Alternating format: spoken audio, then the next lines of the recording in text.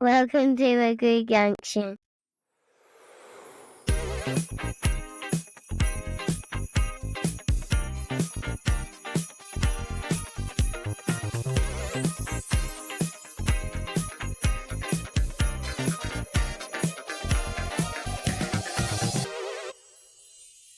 How's it going, John? It's that time again. It's the Groove Junction. Love the Groove Junction. Episode 20, John. The big 2-0. The big 20. Yeah. And if you listen to episode 19, I made it perfectly clear that this episode, as the week before Christmas, is a montage. Of our previous 19 episodes that we've had, where we've had guests on. And it's a bit of a, I was going to say mashup, but montage is the correct word. Yeah. It's a highlight reel. It's a highlight reel. Highlight reel like that. It's just going to be a long highlight reel.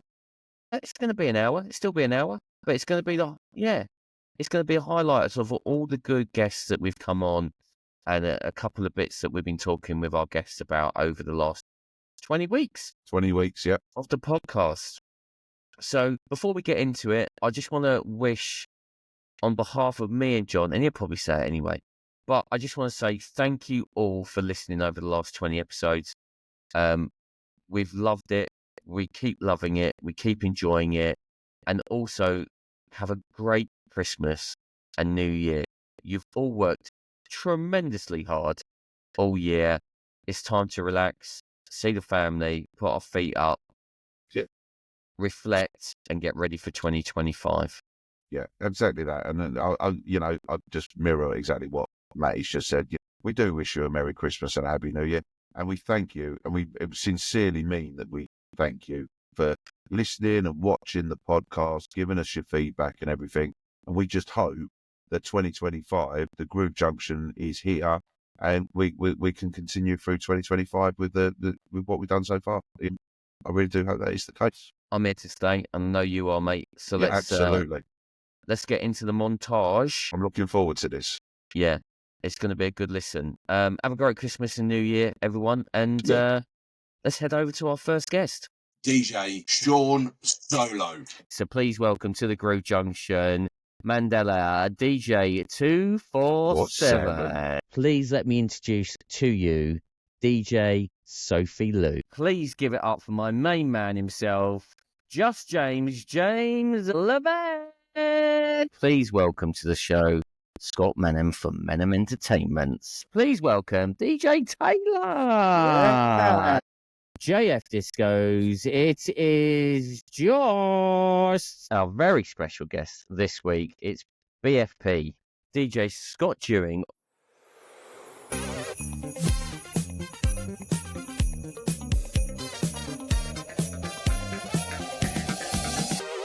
Years went on, and I remember I was having this conversation with my mate in English, and he had decks at the time in his house, and I said to him, I'm a better DJ than you. He says, what?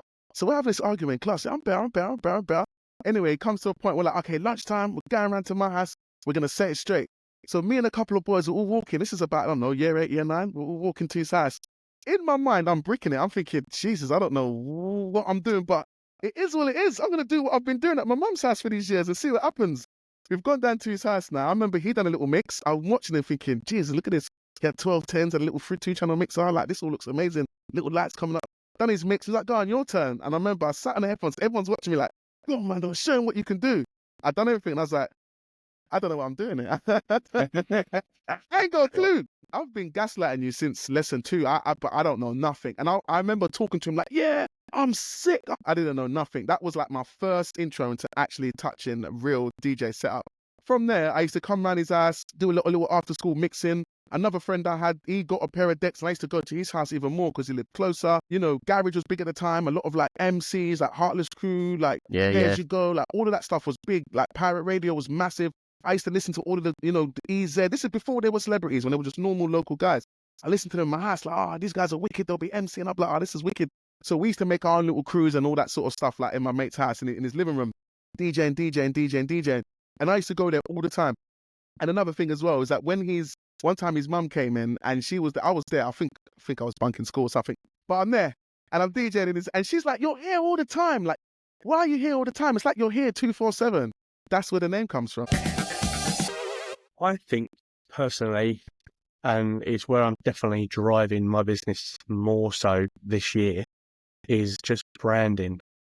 That's what I think it is. It's branding. And it's just little things as well. Like I'm very big on anything that's kind of got my name on it. I want it to kind of stand out. So even down to like business cards, you know, if I have business cards that I hand out, you know, like I'll have them embossed, you know, like a white gloss logo. And when you give someone your business card, they can feel, you know, the raised area of where your logo is. And then when I bought my Focus Spot 5Zs, you know, the last lights that I went out and bought, I then paid a lot of money to have my logo put into one of the like the gobos. Gobos, yeah. And then when I go to a wedding show, you know, my logo will literally just be, you know, floating around on the floor and, you know, whatever. And it's just things that don't, you know, people don't really see or think about. And what's that? Or they don't even think about it. Yeah, no, you're right. Because the thing is weird about it is you know, everybody's different on this. And obviously I'm saying this knowing that obviously you've got your logo on the front of your DJ with Matty. But for me personally, I'd never advertise at a wedding. I just wouldn't Don't have do it on at a wedding. It's just pies. Right, okay. Sorry. It's only 'cause I've seen your Yeah. bits and bobs before. But I just thought, you know what, once the wedding's done and the night comes to an end, then obviously on these gobos that I'm now going these lights, they'll literally just fire straight down to the floor, you know, with my logo that's spinning around. And then you just see people at the end of the night start taking photos of them. You know, so you're not advertising at someone's wedding, but then when it's come to an end, you know, rather than people that go, I don't remember to go over and talk to him, by just putting your logo down on the floor to go, you know, you've spent the night with DJ Scott Chewing, people just take photos of it, you know, and then they'll follow me on Instagram or, you know, whatever. All the videos and stuff that I get up on social media, and then I then tag the couples, but I don't send them the videos until after the stories have gone. And the reason for it is because obviously I want them to share my videos that I've tagged them in, so that everybody on their friends list sees that my name is there, and they'll go, oh, he looked quite good, I'll follow him. And then after 24 hours has gone by and they've put my stories up on their page, then I'll send them their videos and they can do what they like. But everything's driven to branding all the time. Branding's the key for you. Branding is the key for you. Yeah. So tell everyone what Real Not Perfect is. And why did you choose that name? And why has it moved in the direction you want it to move in? So having a brand, a base was always something that I envisioned. Like Sophie Lou, that's a brand, that's a business. I am a business, I guess. But I wanted something an umbrella. I wanted to be a branch off that kind of thing. I am my own thing, and I had a clothing brand 6 years ago, and I didn't do it properly. It was good, and I didn't get the business side of it right, and ended up losing it. It was all a bit of a pickle. So a few years on, I was like, right, I'm ready to go again. So initially, Real Not Perfect was just clothing, but then I realised that it was much bigger than just clothing. As much as I enjoy that, I knew I always wanted to do events, but I wanted to call them parties, like, because there's a certain vibe to what I want to do. Yeah, I actually went to do my first event in just before lockdown hit. Lockdown hit, I'd sold a few tickets, and then that was it. Yeah. It had to be put on hold. So as soon as I was able to do something again, I just started. And for me, Real Not Perfect is what it says on the tin. It just, life is real. It's not perfect. We are real. We're not perfect. When we DJ, the amount of mistakes, like people, you know, I make mistakes. I'm still learning. John makes. You know, like I made a few. You make a mistake, or something happens. I was in a club before and I accidentally turned my decks off mid-set, and it's just like, it's silent. And you're just like, we're human beings, you know what I mean? And I think I've always enjoyed like going out and stuff and going to events, but it was getting a bit like, I feel like everything's a bit pretentious. Everyone's out to see same old. The most money. The DJs are just trying to look really like they're not. I don't know. It's like a battle of who can look the best, who can play the most bangers. It's like, no, like I want to create a space where we can all just chill, be ourselves. I do games in the middle of, like, we had a brunch on Saturday and we were doing games in the middle of the event, and it was just the most incredible thing. And that's why I call it a party, because it's like that party feel where you just let your hair down and let go of what you think you've got to be and just be who you are. That's what real nocturnal is to me. It's not putting on this, I don't know, it's just being you and that being okay to be you. So you come as you are and that's okay. It's a safe space here. I'm not putting like a label on it. It's just you come as you are and that is fine. You can have a great time and it's creating that warm, friendly community. I love it. Yeah, Space. I think I so. Yeah. I absolutely love it.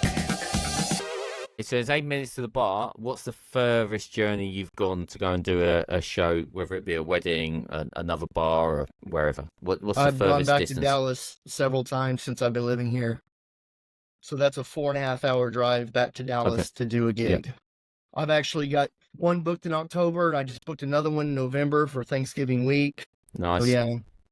But and that's Good. the other thing is I add, I've got my rate, and you talk about financials. Yeah. I add on travel expenses People on want top you. of that. Because it's like, if they know if they want me, this is what it's, because I drive a Jeep Wrangler, so it's a big box on wheels. Yeah. I don't get that great of gas mileage. No. Especially with I I'm know. loaded down with, my entire day life. It's fine. My mother's got the same vehicle in the States. Yeah, honestly, I know. It's a it fun is car. box. Yeah, reliable enough. No, for sure. Okay, so you still travel around to do it, which is great. You've got your 8 minutes walk down the road, and then you're in to the bar, and then you go into venues that are back in your hometown, original hometown, back in Texas, and then you're then doing those shows. Yeah, and I do corporate events here in town. I've done some masquerade balls and some, of course, holiday parties and stuff like that. That's always big. So Do you it's do a all lot of those good. outdoor parties? Huh? Do you do a lot of outdoor parties in America? Is it? Are they all No. indoors? No. They're all All right. the ceremony may be outside, but they're all indoors. It's just summertime is just too hot. Yeah, I it's did hot out. one.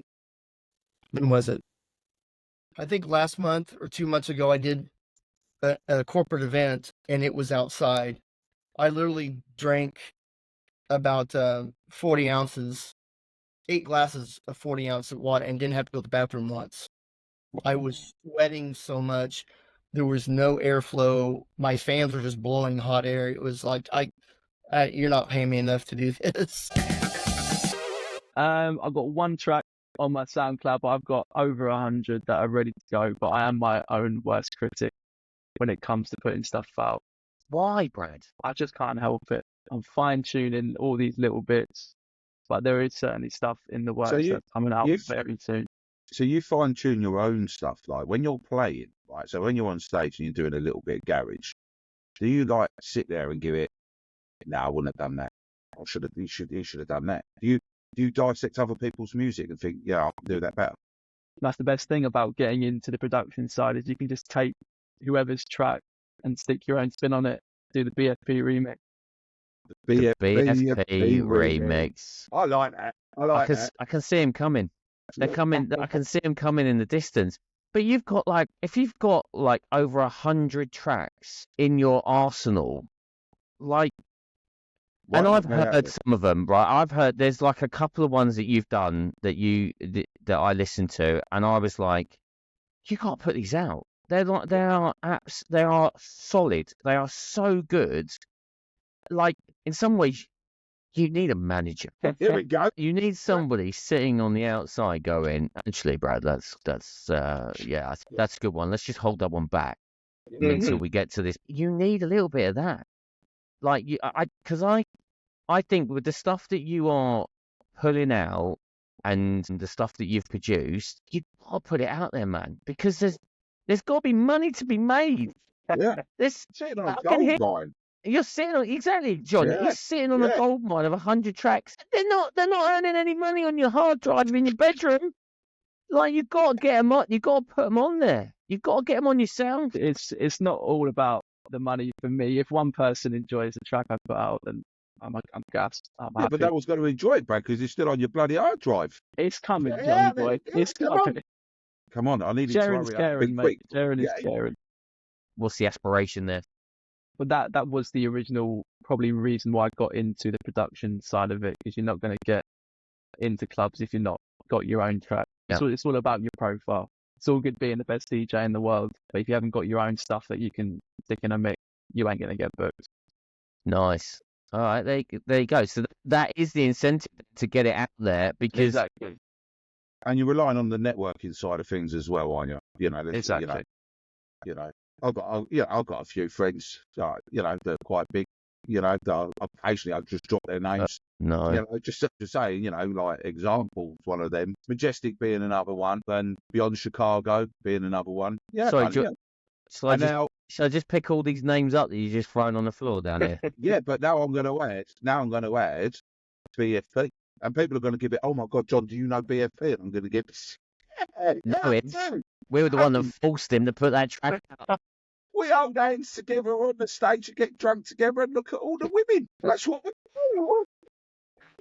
Shocking. Shocking it is. I tell you, you're not really showing a very professional light in what we do right now. So let's just tone it down. All right, okay. This is, we've got to be the professionals amongst us, because people are going to listen to this and go, "This lot absolutely lost the plot." Is there a set fee for somebody who's coming in, or is it, where do you gauge it at? I will tell you that the bar scene, and this is even in Dallas, they don't like to pay. Okay, no one likes to pay. No, I mean, doesn't matter what talent you are, they have their set amount. It's usually between, honestly, could be from $125 to $200. Right, gee, okay. Wow. That's it. It's quite low. Yeah, that is low. And People are now getting on their phones, pausing this podcast, getting on their phones, and then And they're working getting it the out. conversion rates and working. it's awful. I mean, even And why is the that? bar that I work, I don't know. I have no idea. I don't know if they're just stingy or that they've got too much cost overhead. I mean, even the bar that I worked at in Dallas on a regular basis, the owner was super great. He always took care of me. But, he gave me like $50 bar tab plus 20% off food. But he was still only paying me $175 a night, and I would do back-to-back nights. So it helped when I didn't have a wedding that weekend. So I was still For taking sure. in cash, but it was awful. Now, I will tell you, the two bars here in Tahlequah have done something in all my life that I've never been a part of. The pub on Thursdays, Yeah, they get paid 20% of the alcohol sales. nice. And it's How and do it's they even work that out? The 20% of the alcohol sales. they have, computers, and they've got it Oh, all okay. tallied out. So, I mean, I don't get my check until Monday or Tuesday, so that way the owner can figure it all out. But yeah, So you get the But the- fee plus the 20% of the bar takings. no, and I say pub, it's called Kroner and Bear Pub. It's like a Okay. brewery kind of thing, but I Okay, call it a a pub tap because room. it's got that shield. It's Okay. not like a bar. But anyway, no, they're just a 20%. So it kind of, there's a give and take there, because during the winter times, nobody wants to sit outside. So I may not take home that much, but Yeah. during spring and fall and part of summer, I mean, I could take anywhere from $250 to over $300 So just on a 3-hour gig. And that's pure. That then purely comes down to the energy you bring in. Because you're going on that 20%, obviously, of the bar take. You've got to keep people in the venue. Oh, for So sure. there's additional pressure on you to make sure everyone's staying in the Oh, yeah. pub. I've got to make sure I'm picking the right categories when we Wow. do the music bingo, when we do trivia.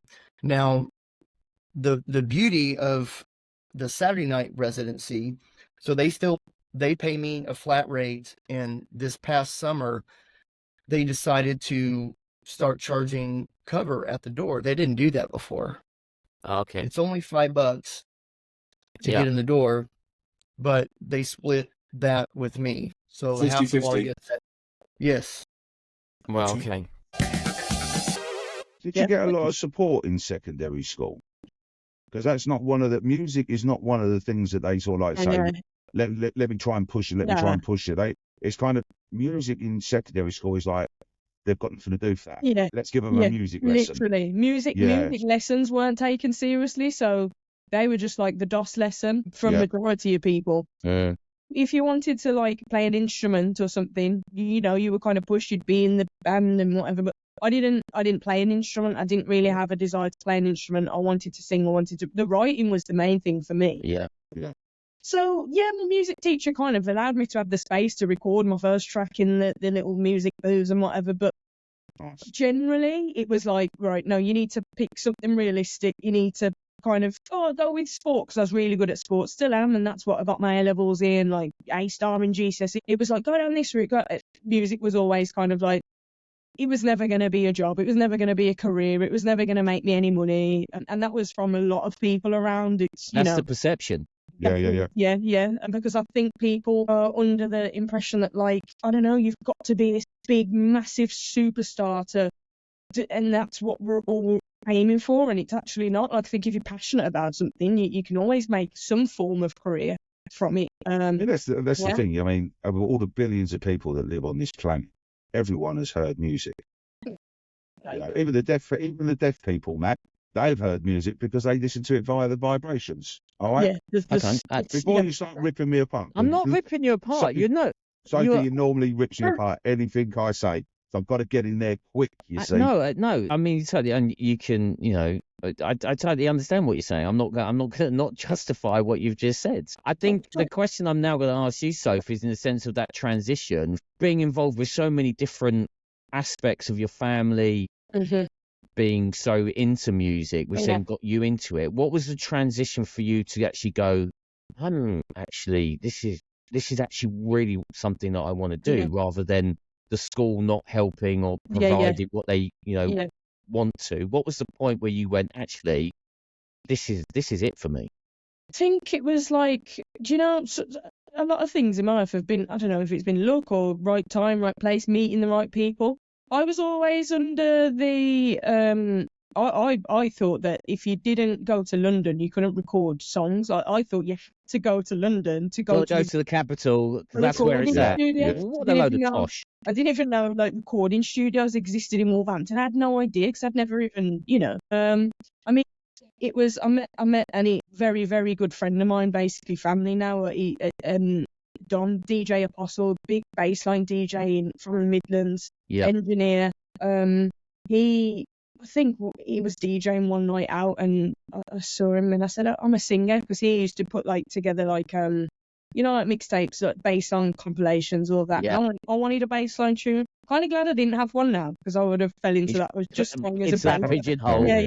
Yeah. Sophie Lou becomes a bassline junkie. And he said, sing then. And I just sung on the spot, and it took a while, but after that he took me to his home studio, and and then I was like, studio, okay. Before I knew it, I was working on my first EP. Then a year later it's my first mixtape, and then it's so I have to thank him a lot, because he kind of he took me into that space that I didn't actually know existed.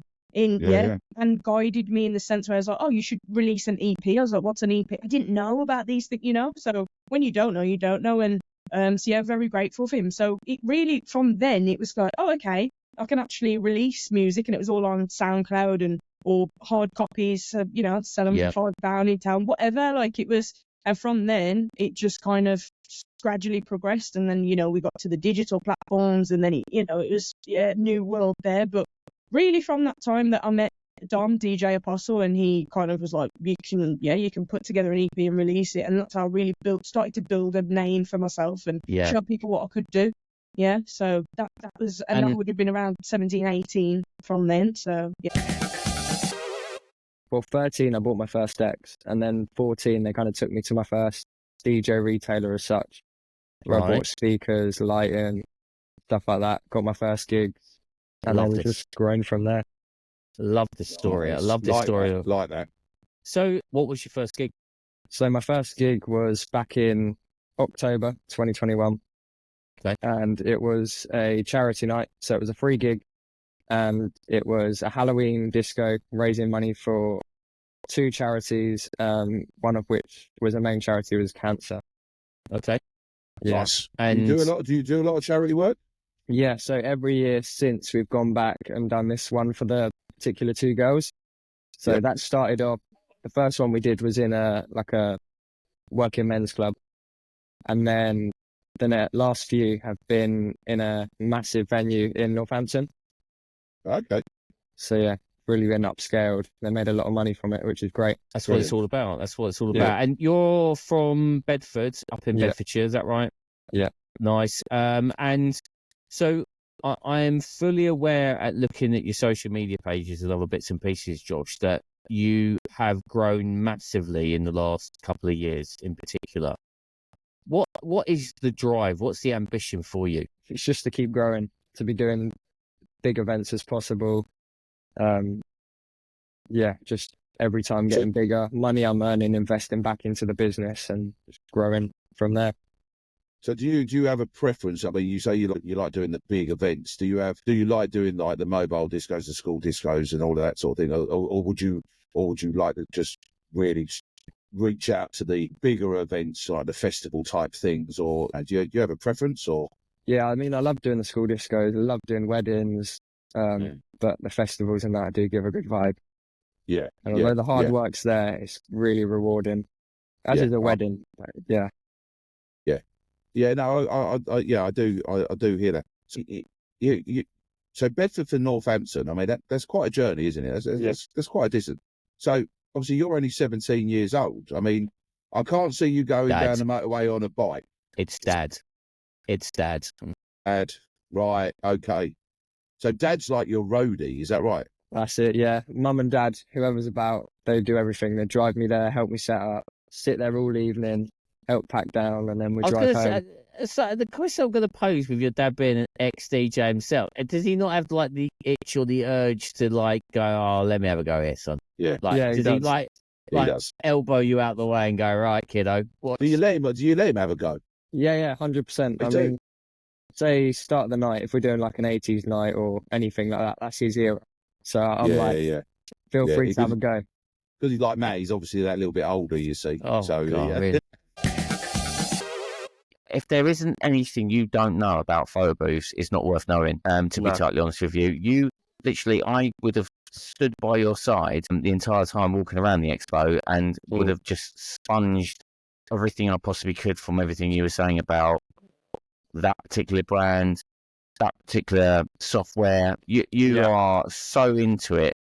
Tell me about your photo booth side of your business and what you do. Yeah, of course. So we offer currently 2 photo pods, and so they are the pod version of a photo booth. We find that if you call it a photo pod, people don't like it. People do not like that you are calling an item a photo pod. Yeah, it is an open air photo booth because it's not enclosed. It's not enclosed. So open. It's open air. It is an open air photo booth. Yeah, I've got it open. Yeah, thanks, mate. Got that. Yeah. So we call it that is because we've got backdrops of it. So if you go into a photo booth, an enclosed one, you will stand in there or sit in there. You will have a backdrop. You will have your camera. Nice. It is open air. We prefer the open air ones, we say to our clients, because instead of having a usual normal photo booth where you can fit 2 to 3 people in our photo booth, you can fit 10. 20. Right, okay, yeah. Yeah? Because it's open air. Because it's open air. So we say that because it's more of a sale point to them. They think, good point. Also, Their understanding. Yeah, we can then have our the bride goes, all right, they can have me and all my bridesmaids in it then, and then perfect. Yeah, of course we can. And then the groom and the groomsmen, perfect. Yeah, we can. It's one of those where it's the sale point of it. If you're calling you keep talking, Scott. I'm just going to log on to my website page now and make some adjustments. If they call it a pod, they just think it's this thing that's shoved in the corner and you take photos on it. Yeah, that's good point. That's what a pod is, isn't it? Yeah, it's a thing that goes in the corner and they take a photo. Very good. They didn't look at it like that. Open air photo booth. Photo booth. Yeah. Wow. Amazing. Like it. It's a really interesting one. So what software do you use on yours? I use Luma Booth. Lumabooth. I'm looking at switching. Apparently Luma Booth having a couple of updates soon, which I won't share too much about, but obviously there's can't leave it like that, can you? There's some better softwares out there, but things like Breeze, you got the Photo Booth Tyco software, You've got there's loads to be fair. There's a lot. There's There's a loads. lot. Luma, but obviously the cheapest one for what obviously, if you want to keep it on a budget, is Luma Booth. Yeah. Reason being is you pay, I think, about £18 to £16 a month, and you get 2 devices that are able to be connected to that. So obviously I've got 2 booths, so I pay that one subscription, and that one subscription obviously then generates through the 2 photo booths that I could have out. Nice. Yeah, like it. Nice. Have you seen an increase in your open air photo booth being utilised more than previous? Do you think there's been a bit of a rise in the photo booth market, or is it just been fairly similar? We changed the way we price things. We used to price things at Americans call it an a la carte kind of thing. So an add-on way. So you have, this is your disco. If you want the photo booth, it's this much extra. If you want the uplights, it's that much extra. If you want the love letters, it's that much extra. And they add it on. Boosh, boosh, boosh, boosh. We then changed to packages. We then changed to disco photo booth, and everything else. Pretty much disco photo booth and everything else. So we changed our pricing, which I would say probably 80% of our weddings book the deluxe. I would say 15% book the luxury. Right, okay. So I would say 5% book the cheapest package. It has its challenges, 100%. So there's been days I've finished school at 3 o'clock. I've ran home in 10 minutes, loaded the car up with Dad, and got to a primary school for 3:30 to set up for a school disco, and then go from there home at 7. So it can be hard. There's long days like that. Friday night events sometimes as well, if I'm walking in, and then straight back out again, grabbing a bite to eat on the way. But I think the main way I've done it so far is kind of at school. We've kind of got 3 periods that we can do homework and coursework and stuff in now, because I'm in 6th form. So I kind of keep that at school, do as much as I can at school, and then the time outside of school I've got to work on the business and the brand. So even if you're getting inquiries and stuff like that coming in during the day, like when do you look at your phone at your lunch breaks and stuff and go, right, I need to send that out, and then send the message out? So you're balancing that. Yeah. So do you use a CRM system to like help you with, like, obviously whilst you're at school, you're in your maths or English lesson, and you got like your CRM ping up, so you got a lead or whatever, is it? So what usually happens, they come through Facebook, Instagram, somewhere like that, and there's an automated message. So it then redirects them to the inquiry form on the website. And then what happens from there is I'll just get an email, and all the inquiries will come through as an email, and I'll just work my way through. So I'll see that one, look at the date, check the calendar. Okay, that date's clear. Provide them with the quote, and then move on to the next one. Okay. And you love it. And you're finding time to be able to do that as well as your schoolwork quite comfortably. Yeah, it sometimes does mean late nights and typing up contracts, invoices at about 10, half 10, but definitely worth it, rewarding, get them out the same day to the client. I think that's the word. I think that's a word that a lot of DJs, uses, that word rewarding. I think what we do is, we do get a huge sense of reward when you see a dance floor, people dancing on your dance floor and all of that. I mean, I log in to like the Groove Junction and I feel rewarded straight away. That not because Matty's there, because I know we've got an awesome guest on. To be fair, hear me. I'm not even rising to it, Josh, tonight. Do you know what I mean? I'm not even rising to it. I'm hearing a young Mandela of 2011, 2012 saying exactly the same thing to the youth back then 100%. to what it is now. Yeah. And it's funny, Matt, it's funny because even now I still do some work with young people, not as much as before, but it's the same thing. I preach the exact same message, because nothing's going to come to you on a spoon. I don't care who you are. Like, nothing, if it does, it will fall quick. If it does, you won't respect it when it does get delivered. So the people that when I look at those people that I just spoke about now that had the foot up, where are they now? Because they're not, like, they was growing, budding, but everything was handed to you on a platter, and maybe they didn't want it enough. Maybe they didn't want it. Maybe they was like just pleasing mum or pleasing dad, but like I was hungry for it. And some of the kids that we work with were underprivileged, just like myself. So I'm like, the things that I've earned and the things I'm doing, I'm getting myself. I'm not going to rely on my mum. I can't rely on my parents. I can't wait on anybody I've got to just do what I can with my two hands, my feet, my imagination, and say, okay, what can I do? Sister helped me massively, because if I never had that man, I don't know what I would have done. But she gave me the output, something to be able to be at home, make a product and distribute, not to sell, because obviously you couldn't sell, but my thing is like your name, get your name out there, and the rest can do the work. So this is another reason why I said to myself, I'm staying 247. Even when I got into the wedding space, I said, maybe you should change your name to your, and I said, no, this is who I am. It's who I'm always going to be. And I'm going to continue that until the wheels fall off. No one's telling me nothing. This is for that kid back in the day who was like, no, man. But yeah, I say the same thing to the kids now, man. You have to, you only get what you put out. So if your life ends up in a certain space, especially after working with us, Matt, I used to tell them, if your life ends up in a certain place, there's no one else to blame apart from the person in the mirror. If you look at somebody else or blame someone else, you're never going to win. You have to be able to look at that person and hold yourself accountability, hold yourself for the things that you're doing or not doing, man. How does that affect you, being the daughter of a DJ? How does that work for you? Well, first of all, off the bat, I just say you are a DJ, because your main job is quite technical and too many questions are asked about your main job. So I just go straight off the bat, you're a DJ. And then they're like, most of the time, the follow-up question is, how often do you actually see your dad? Oh. Yeah. And mostly from the colleagues I work with, like, do you ever see your dad, basically? And I go, yeah. Because obviously, I mean, dad knows pretty much everyone in the area, don't you? Yeah, pretty much. So everyone knows who I am because of dad. But yeah, so that question is a bit of a hard one to answer, because I see him often, but sometimes I come home for lunch during my work hour. He's in doing his main job, and then it's literally about a 45-minute switch around, isn't it, to see each other most days? Yeah, pretty much, yeah. Unless it's a Sunday.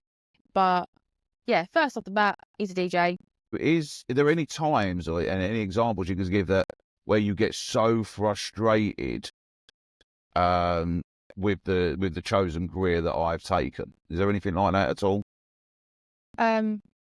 Probably family holidays. Yeah. Because dad just books, obviously, because it's an income and all that. So it is very hard to be able to say, right, April 14th to 17th, we're going to go away. And he's like, well, I've got 3 parties during that time. That is hard. Yeah, it's very hard for me as well, because people ring me up and they ask me to, can I do their party for them? And then I look at my diary and I look at my family diary and there's nothing in the diary. So I'm like, yeah, I could do that. That's not a problem. And parties tend to be booked up many months in advance. Weddings tend to be booked up, a year, 18 months in advance. So, planning whether we're going away or whatever is sometimes hard. So I do get your frustration with that. What was it like being in that environment, like walking into that studio, into that soundproof environment, going, there's buttons everywhere, there's this, there's that. What was it like? Can you remember?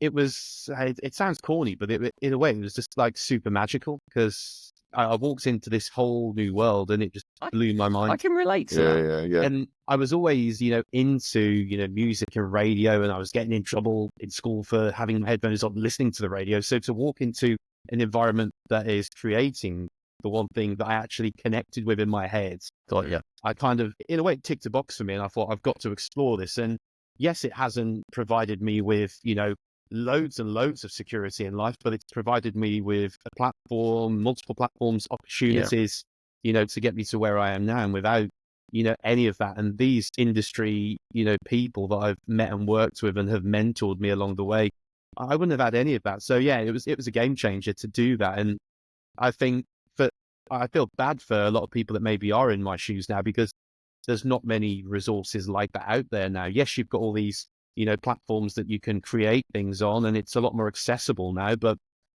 for some, I was just about to say that, 15 years ago, a radio studio didn't look anything like they do now. Oh no, it was big analog, desks and mixing desks, and they were huge. And it was, all the pine, wood studio skids and everything. It's completely changed now. It's completely changed. And as you said, things are a lot more accessible now than what they were 15 years ago. We've got, the internet and YouTube and all of that. Whereas, you know, you're going with your friends and your colleagues and your mentors and learning from them. People nowadays I'll just YouTube that, and it, you know, it's a slightly different. You know, in that 15 years, things have changed so much. You know, and you saying you stepping into something magical because you heard what's being created in your ears and you stepped into that studio. It must have felt like home. Oh, it Like, did. I'm here. Yeah, big time. And from that moment on, I was doing weekly shows. I was being trained up by people that are now producers for Heart and Capital nationwide. And yeah, I've made so many, you know, close friends out of it. And without them, as a youngster coming up through the ranks and not really feeling like I fit in anywhere, that kind of saved me in a way. And, you know, I could have gone down a complete different pathway and ended up in some very dark places if it So wasn't. although you didn't get a lot of support at school, by the sounds of it, that one tutor has put you on that right path with the first things. Do you like music? That opening question, and that's a kind of set you up for life, really, isn't it? Oh, 100%. And without that one tutor, probably wouldn't even be here now. Might not even have been a DJ and doing what I'm doing. So, like I said, I could have ended up venturing down God knows what type of, you know, pathway. It changed everything. Big up the tutor. Yeah, exactly.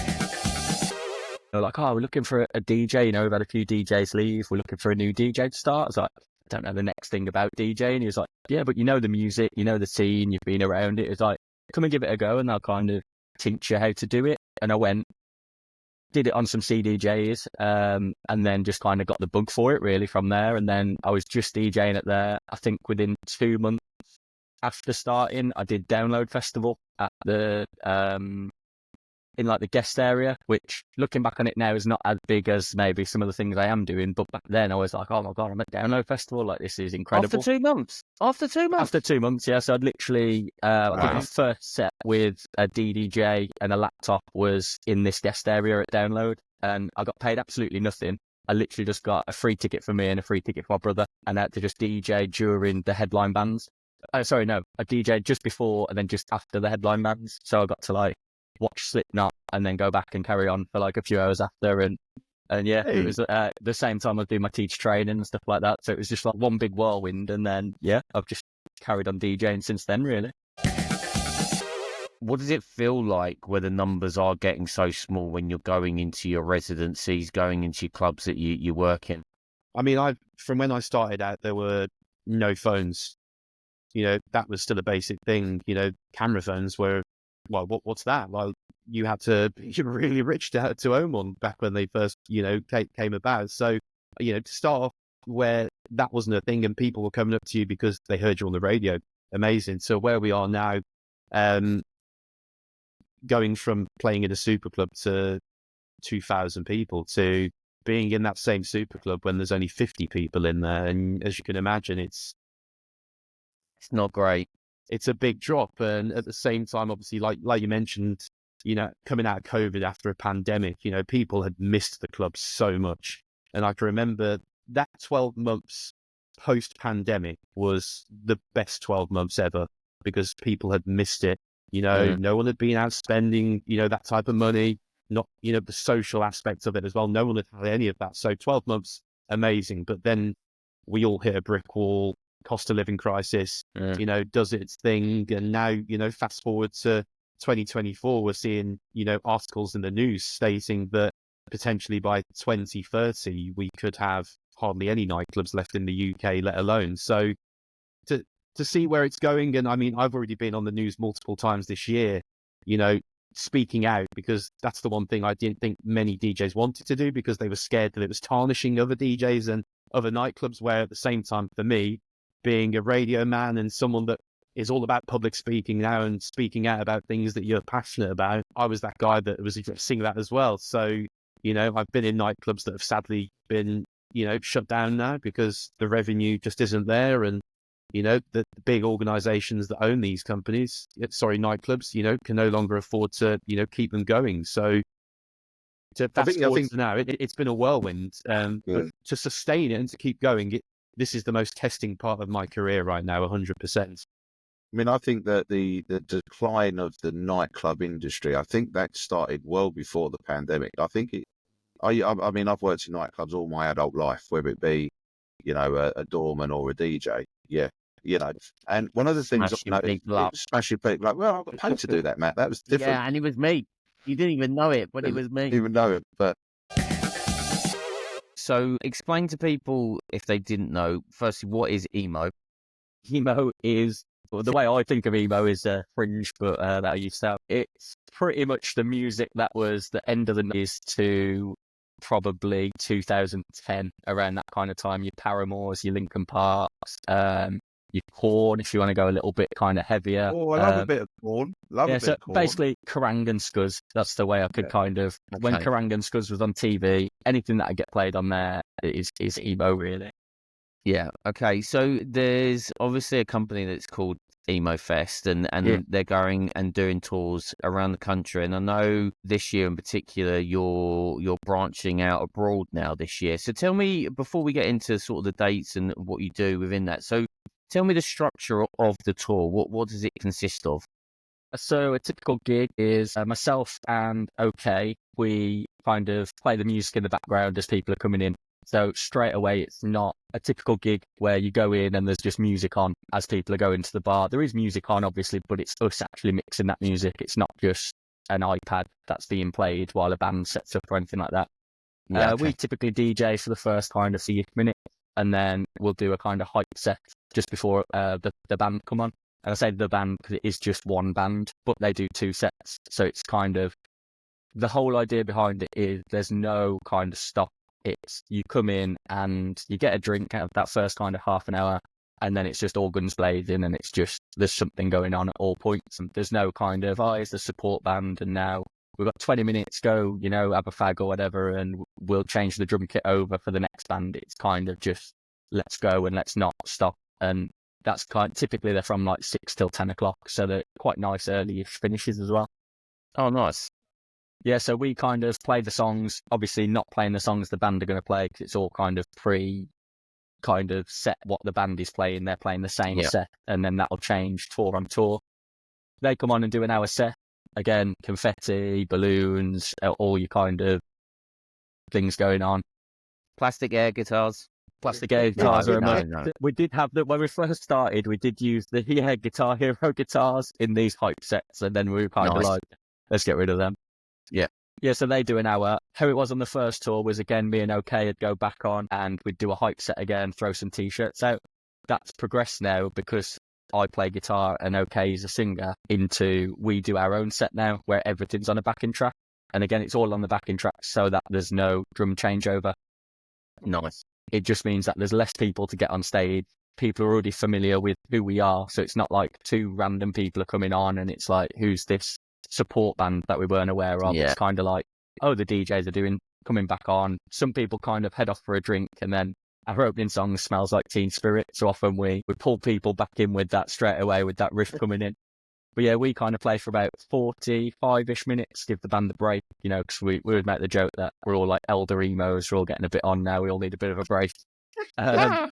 They then come back on, do another hour set, and then that's typically the end. Some places have kind of asked for after parties, and then we'll stay and carry on with an after party. Some people, after 4 hours of music, are kind of done and want to go home, really. Some dark times, man. Proper dark times. And I think a year, that was 2018. 2019, I remember I was like, I need to get some money in. And another thing, it's funny because I don't really get to talk about this, so I'm like reliving some moments, but another thing I remember is when I was embarrassed to go back out to the club night. Like, how I was looking at things was very different to how everyone else was. So, like, Pac-Man, 247, and now I'm this international festival guy. Like, what is that? But I didn't feel like that.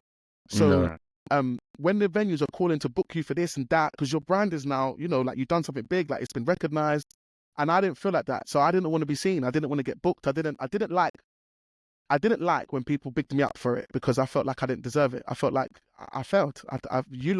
Social media makes it look like I'm a success, but I was going to top myself a couple of months ago. Internally, financially, I was done. Partner, family-wise, family-wise, you've hit the rock. You've hit the bottom. Finished, and I can't see no way. The what I was running at the time, that was never gonna that was never going to pull me out of a hole. I didn't see it. And then I was down, and I remember my missus, she was like, you need to get back out DJing. Like, you need to. I'm like, I can't face no one, babe. I can't. I'm not ready. I'm not ready. And she's like, all right, she's like, look, there's a group that, no. She's like, there's a DJ that DJs. She works in the city in insurance. There's a DJ that DJs at a bar, some DJ. She's like, yeah, there's a DJ. He DJs at a bar. And like, maybe if you don't want to be in your scene, I get it. You don't want to see those faces, but maybe just be around people and get that energy, that thing that, you know, that thing. So she was like, okay, like, I'll just get you DJ at bars. Like, at least that way you won't be in your industry. Yeah. So I reached out to this little, I messaged him. He's like, yeah, man, like, do you have speakers? Do you have a rig? I never had no rig. I never had that. I'm a club DJ. I do festivals. I'm a promoter. I don't have those things. Like, do you have these little things? I said, no, I ain't got a rig. I ain't got any of those things. It goes, okay, well, I'll look for some plug and plays for you and this and that. I don't know none of this terminology. I'm like, plug and play? Rig? What? Yeah, Speakers? What are you talking about? And then he put me on a group. He put me on a WhatsApp group. And people are in there talking about gigs and all parties and they're sharing stuff and how much you charge. And I remember looking at this group and I didn't get what was happening because I don't understand the lingo. The way they were talking in there, I didn't know what these things meant. And a lot of them was like, do you... So I was like, yeah, I'm free. But then I'm like, do you have a rig? And I'm like, no. And they'll be like, okay, maybe we can get someone to supply you a rig and this and that. Then there was another guy who went in there and he's like, look, man, I'm looking for a DJ. And I said the same thing, I'm available. And it goes, I goes, great, do you need a rig? He said, no. Like, we've got a rig, we've got lighting, we just need a DJ, so plug and play. I said, okay, I've got a laptop, I've got a controller, yeah, I can come and... I was like, cool. So then he comes off the group and I get his number and he's talking about, it's a wedding. It's a wedding and I'm part of the band. I'm the singer for a band and we need a DJ to do the filling part. I was like, what? Like, just do an hour here and yeah, that's all you're going to do? I was like, yeah, no problem. I'll come and do that. That was my first DJing in a wedding because I remember in a wedding, no one's going to know me. That anxiety kind of stuff hit. So I started doing some wedding gigs with a band. This is called the London Function Band. So that's the band that I was part of. And I was out with them and I used to be their filler and I used to just play what I thought was right. I used to act what I thought was right. So I was very timid in my DJing style because that's what I knew. That's what I saw. And once again, at the time, on my Instagram, I didn't want to mention that I was a wedding DJ because from what I saw of wedding DJs, it was an embarrassing DJ position to be in. From the world I came from, Yeah. that guy's I don't want to be that guy. But at the moment, I'm this guy, right? So I'm learning my field. And then I remember one time they performed to a crowd. The crowd was a bit lively. They was a bit lively. So then I'm seeing like, I'm not going to play my usual. I used to play a bog standard set, like it would be disco. And then later on, I'll play like, it was a basic set, 90s and noughties and disco, 90s and noughties. And that was just like it just worked. So I just used to stick to that. One time I said, forget that. These lot, someone asked me for a garage tune. I said, what did you say? Sorry. What? Yeah. You want what? Yeah. And I'm like, okay, now what do you want? Do you want proper garage or do you want fluff? Because in my world, there's fluff, and there's proper garage. She's like, no, I want proper. I want a couple of those singles, but I want like, she mentioned a few DJs. I said, say no more. I changed the selection and went into my old DJ 247 selection, and I messed the party. Guys, when I mean excuse my French, I effed it. When I mean I effed that party, it went off, strobe lights, everything, like the energy. It was the same thing that I felt back at that party when I was like, you know what I mean, when I was like 14 years old. I was like, what? I never knew you could do this at a wedding. Look at them. They're getting mad, ties off there, raging. I went into drum and bass. We done jungle. I done an original club set that I used to do at a wedding. And when I saw that, I remember filming it. And that's the first time I posted it on my story on Snapchat at the time. I posted a story on Snapchat.